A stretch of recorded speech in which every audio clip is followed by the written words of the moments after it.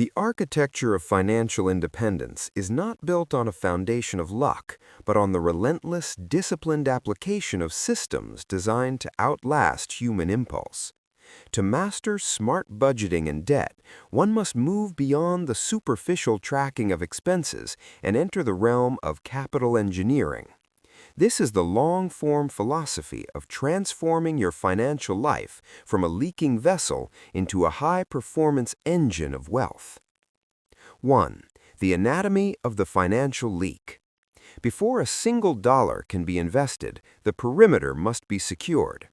Most people suffer from lifestyle creep, a phenomenon where as income rises, the standard of living rises to meet it, leaving the net savings rate at zero. This is the treadmill trap. To escape it, you must perform a financial autopsy, a forensic accounting of every cent that has exited your accounts over the last 90 days. You will find the ghost expenses, the $10 monthly digital storage you don't need, the premium streaming tier you never watch, and the convenience markup on daily meals. These aren't just small charges, they are micro-mortgages on your future. If you spend $100 a month on unused subscriptions, you aren't just losing $1,200 a year. In a world of 7% compounding interest, you are losing nearly $90,000 over 30 years. Every small leak is actually a hole the size of a luxury car in your retirement fund. 2. The 50-30-20 Citadel, a structural masterpiece. To ensure your financial house can weather any economic storm, be it inflation, recession, or job displacement, you must adhere to a strict structural blueprint. This is the 50-30-20 rule, a system that categorizes your life into 3 distinct zones of operation. The 50% bedrock, the needs. This represents the cost of survival. It covers the roof over your head, the light in your rooms, the food on your table, and the insurance that protects your health. In a sophisticated budget, this 50% is a hard ceiling. If your rent or mortgage consumes 40% of your income, you are house poor, and your structure is top-heavy. To optimize this, you must look for structural efficiency, refinancing high-interest mortgages, negotiating utility rates, or choosing a vehicle that provides utility without the ego tax of a luxury badge. The 30% horizon, the human element. A life of pure austerity is a life of resentment. This 30% is for the experiences that make life worth living, the travel, the hobbies, the dinners with friends. However, the master of budgeting uses value-based spending. You don't spend moderately on everything. You spend ruthlessly on what brings you 90% of your joy and cut the other 10% to zero. If you love high-end coffee, buy the best beans in the world, but perhaps you cancel the cable package you rarely touch. The 20% engine, the future. This is the sacred fifth. This money is the fuel for your freedom. It is divided between 2 critical tasks, debt eradication and wealth creation. In the early stages of the journey, this 20% is a weapon used to kill high-interest debt. Once the debt is dead, this 20% becomes a seed that is planted in the fertile soil of the stock market, real estate, or business ventures. 3. The art of war, eradicating the debt thief. Debt is the ultimate friction in the machine of wealth. It is the practice of borrowing from your future self at a premium.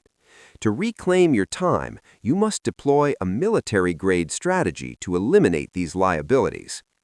The avalanche, the logical strike. For the logical mind, the avalanche is the only choice. You list every debt by its interest rate. You pay the absolute minimum on all debts except the one with the highest. You attack that peak with every spare cent until it is leveled. Then you move the entire payment, the minimum plus the extra, to the next highest rate. This minimizes the interest tax and ensures that not a single cent is wasted on unnecessary bank profit. The snowball, the psychological momentum. For many, the war is won in the mind, not on the calculator. The snowball focuses on the balance size. You kill the smallest debt first, regardless of interest. The psychological victory of seeing an entire debt vanish creates a surge of momentum. It proves that the system works. This win provides the emotional fuel to stay disciplined when you finally reach the larger, more daunting mountain debts. 4. The sentinel, automating the outcome. The greatest enemy of any budget is the human decision. Every time you have to choose to save money, you risk failure. To win, you must remove the choice. You must build a self-driving financial vehicle through automation. The payday sweep. Set your payroll or bank account to automatically divert your sacred 20% to a separate brokerage or high-yield savings account the moment it arrives. If you never see the money in your checking account, you will subconsciously adjust your lifestyle to the remaining 80%. The high-friction savings. Keep your emergency fund in a different bank than your daily checking. The 24-hour delay in transferring funds acts as a speed bump for impulse spending, ensuring that your safety net is only used for true emergencies.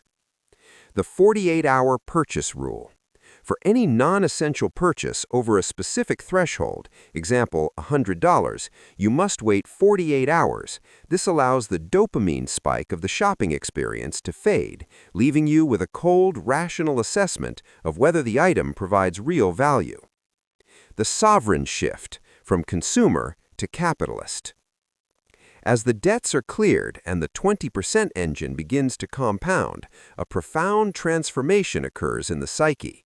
You stop viewing money as something you spend and start viewing it as soldiers you send out to capture more territory. You realize that financial freedom isn't about having a high income, it's about having a low burn rate and high-efficiency assets. When your 20% savings begin to generate their own returns, those returns eventually grow to cover your 50% needs. At that moment, you are no longer a servant to a paycheck. You are a sovereign.